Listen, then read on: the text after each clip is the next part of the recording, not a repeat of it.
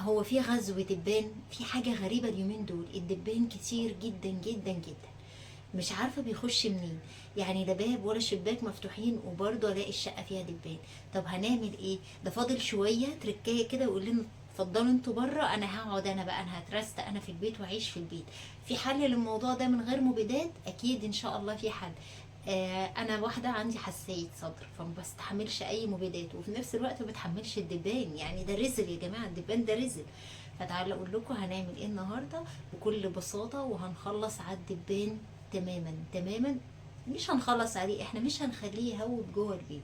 سموا الله وصلوا على الرسول، ما تنسوناش اللايك والشير والمتابعه كمان. انا شيرين من مصر، قولي لي بتتابعيني منين، ويلا بينا على طول نشوف هنعمل ايه. هي حل واحد بلجأ له في الموضوع ده، اللي هو ايه بقى؟ الكلور. اي ماركه بقى، اي ماركه، اي شركه، اي نوع، بجيب الكلور. طيب الكلور مش متعب يعني زي المبيدات؟ لا مش متعب زيها اكيد، يعني ده غير ده. انا عايزه اقول لكم التاني ده برشه، والله لو اقول لكم بقعد بالساعتين ثلاثه، اعطس اعطس اعطس اعطس، مش فيش خالص يعني، ما برتاحش، وتعب بقى هنا وتعب في الصدر رهيب، فانا بطلته خالص. طيب هنستخدم ايه؟ كيس الكلور ده هتاخدي منه مقدار فنجان، يعني مش هتحطي في فنجان، يعني بالنظر كده مقدار فنجان. خلاص. معايا بخاخة مقدار فنجان، وهكمل بخاخة للآخر مية، وشوية ملح صغيرين.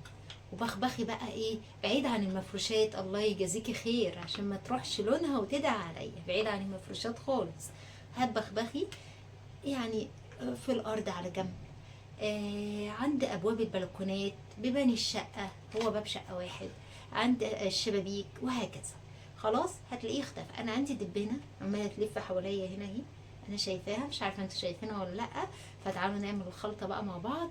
نحط فنجان على بقيه البخاخه ميه وشويه الملح، ونبخبخ بقى في الشقه ونخلص منه. فيلا بينا. حطيت هنا فنجان من الكلور. هبتدي اضيف الملح، يعني معلقه كده صغيره من الملح مش كتير، ومعايا الميه بتاعتنا هضيف بس ايه، اكمل البخاخه بتاعتنا ميه. بسم الله. بس كده اهي.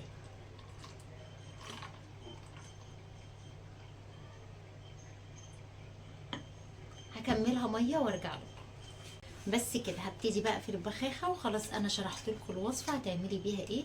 عند البلكونات، عند الشبابيك، في الاركان، المهم بعيد عن اي مفروشات يا جماعه، عشان طبعا كلنا عارفين الكلور او مبيض الغسيل هو عشان الدول العربيه بيضيع لون اي حاجه، حتى لو جه على الملابس كده بيضيع اللون، فعشان ما تخسريش حاجه فحاولي ان انت تبعدي عن الحاجات دي، وجربوا الوصفه دي. انا متاكده انها هتجيب معاكم باذن الله وبفضل الله نتيجه حلوه جدا. ما تنسناش من الدعوه الحلوه والشير على قد ما تقدروا. اليومين دول الدبان يعني بصي شادت حلو علينا قوي. ما تنسناش من الدعوه الحلوه، بحبكم جدا، واشوفكم على خير فيديو جديد. سلام. جربوها هتعجبكم جدا. مع السلامه.